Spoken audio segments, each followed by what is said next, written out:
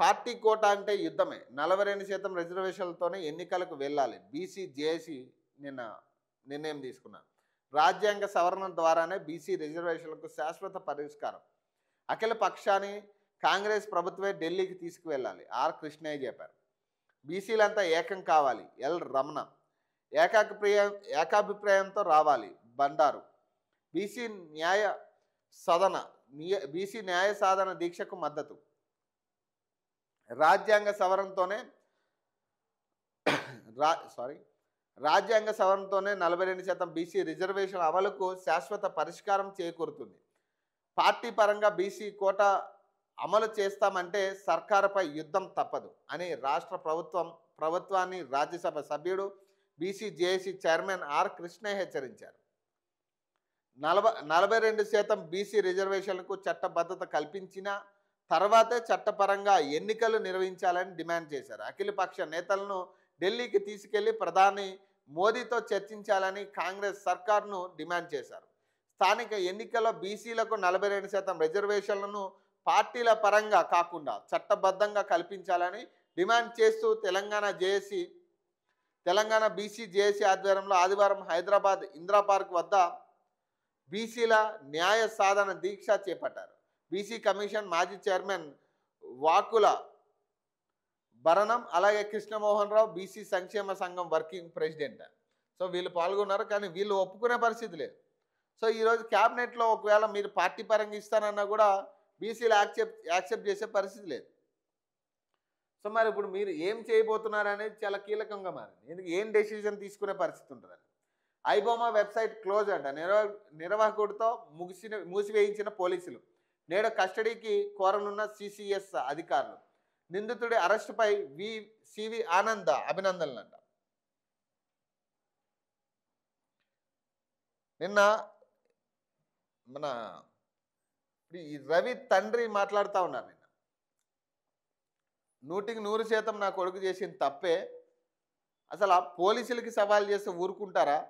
అయినా మనం చేసిందే ఏదో పని అయినా కూడా మళ్ళీ సవాల్ చేసుడు ఇవన్నీ మనకెందుకు, అసలు నా కొడుకు ఆ పని చేస్తున్నాడు అన్న విషయం కూడా నాకు తెలియదు అంటున్నాడు. 2 సంవత్సరాలు అయిందంట ఇంటికి వచ్చి.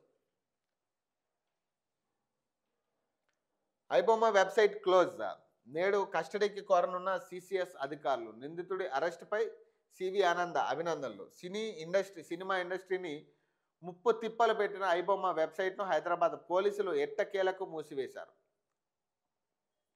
పోలీసులకు సవాలు విసిరిన ఐబొమ్మ వెబ్సైట్ నిర్వాహకుడు ఇమ్మాడి రవితోనే ఐబొమ్మ బప్పం వెబ్సైట్లను బ్లాక్ చేయించారు. గతంలో దమ్ముంటే పట్టుకోండి చూద్దామంటూ సోషల్ మీడియాలో పోలీసులకు సవాలు విసిరాడని, అప్పటి నుంచి ఈ విషయాన్ని సీరియస్గా తీసుకున్నట్టు హైదరాబాద్ సిటీ పోలీసులు తెలిపారు. ఐబొమ్మ వెబ్సైట్ నిర్వాహకుడు ఇమ్మాడి రవిని సిసిఎస్ పోలీసులు అరెస్ట్ చేసిన విషయంలో నాంపల్లి కోర్టు అతడికి 14 రోజుల రిమాండ్ విధించింది. అతన్ని విచారించి మరిన్ని వివరాలు రాబట్టేందుకు కస్టడీకి ఇవ్వాల్సిందిగా సిసిఎస్ పోలీసులు నాంపల్లి కోర్టుతో నేడు పిటిషన్ దాఖలు చేయనున్నారు. ఐబొమ్మ వెబ్సైట్ను యూకే నుంచి కొన్నేళ్లు నిర్వహించారని, తర్వాత కరేబియన్ దీవుల నుంచి నిర్వహిస్తున్నారని పోలీసులు గుర్తించారు.